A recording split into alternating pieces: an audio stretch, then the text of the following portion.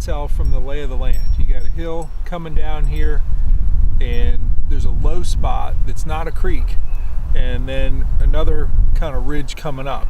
And in the water, you can actually see it comes up to it. There's a ridge, and then it goes flat, and then a little bump on the other side, and then a little ditch on the other side. And on either side of it, you have riprap. So, and that riprap extends all the way across the back side of this cove. I just remember from last time where it connects on the other side. So all I'm gonna do is take this swing football jig and cast it parallel to where I know the edge of that road bed is and that old riprap.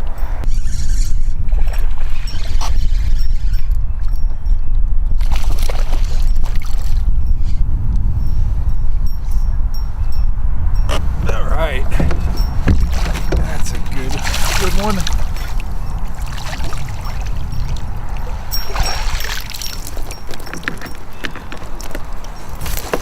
Nice, big, pre-spawn RG. And I imagined that this fish was up shallow recently. We've had some warmer weather. We were up actually into the 70s yesterday. Overnight we got down into the 40s, the mid 40s. And that road bed represented a nice place for this, this fish to drop back into. So, all right, just put her on the Boca. Nice fat belly, nice 4-pounder. We'll go ahead and let her go.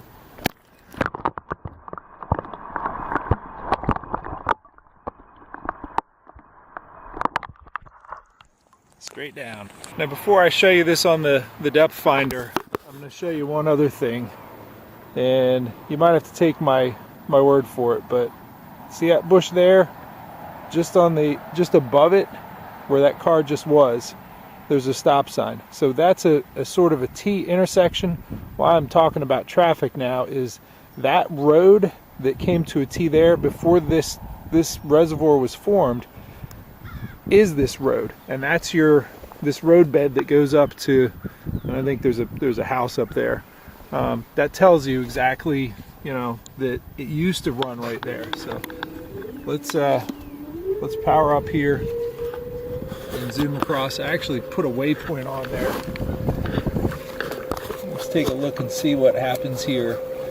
And I'm doing this at speed so you can really see what happens with that bottom contour as we run over it. There it goes down, flattens out, comes right back up. And that may not look like much right there, but that is the road bed, and that sort of structure, pre-spawn. It's a little bit chilly last night. We've had some warmer days, but they're gonna, they might have gone up and investigated in the shallows here.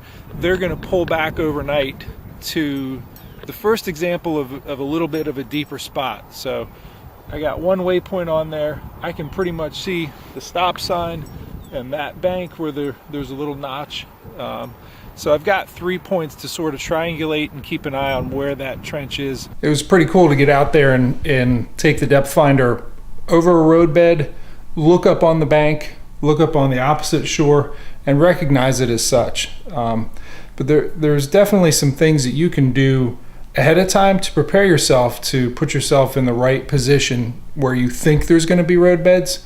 I'm going to show you some maps I have right here. Maybe give you some options even if you can't find some of the maps like what I have here.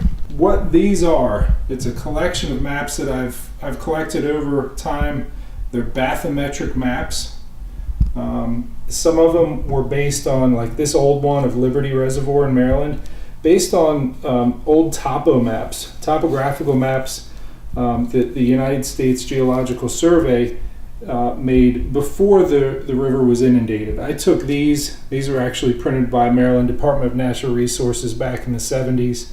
A friend gave me a copy. I copied them, laminated them, and color coded them just so I could see, you know, certain depth contours I could follow very easily on this map.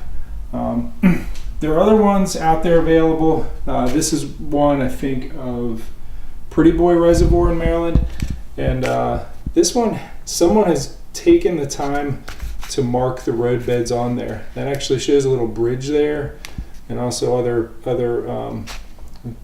other structures. Sometimes you'll see houses and stuff marked on these types of maps.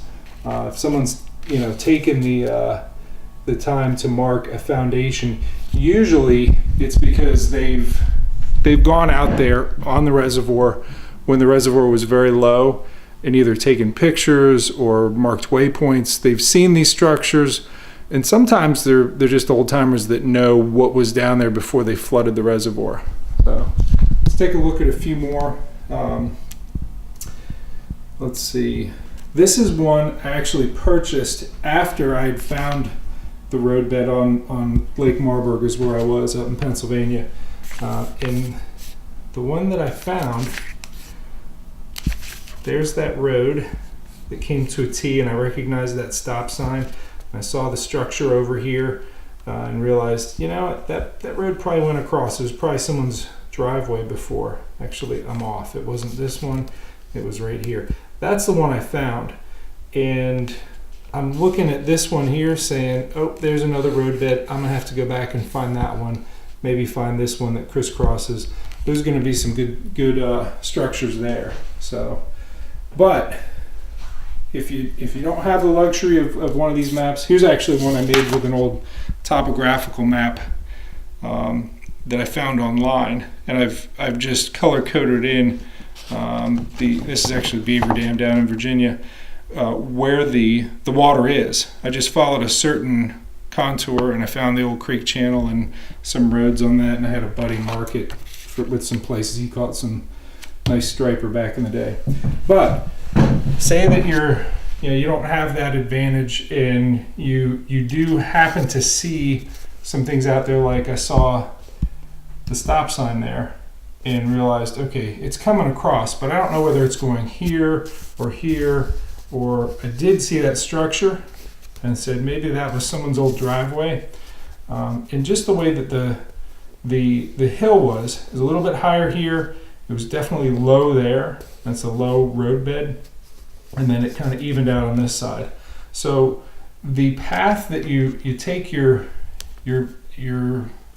depth finder across that is going to help you.